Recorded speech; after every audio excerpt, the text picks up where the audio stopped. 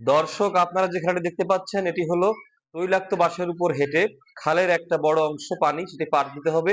এটা কিন্তু খুবই কঠিন খেলা। আপনারা জানেন তৈলাক্ত বাঁশের উপর দিয়ে খাড়া হয়ে হাঁটা কিন্তু অনেক কঠিন বিষয়। এখন একজন প্রতিযোগী আসছে, তার নাম হচ্ছে রনি। দেখা যাক রনি চেষ্টা করে পারে কিনা। তাকে একটু কনফিউজড মনে হচ্ছে। সে শুরু করেছে হাঁটা, কিছুটা হেঁটে যাচ্ছে। এখন বলা যাচ্ছে না সে কি করবে না। সে ভারসাম্য হারিয়ে পড়ে গেল, সে পারলো না। সে কিন্তু ফেল করেছে। প্রিয় দর্শক বিন্দু, এটা আসলে কিন্তু খুবই কঠিন। এখানে পাশ করাটা আসলে এক প্রকার অসম্ভব বিষয় ধরলেই হয়। কেউ পারবে কিনা আমরা জানি না।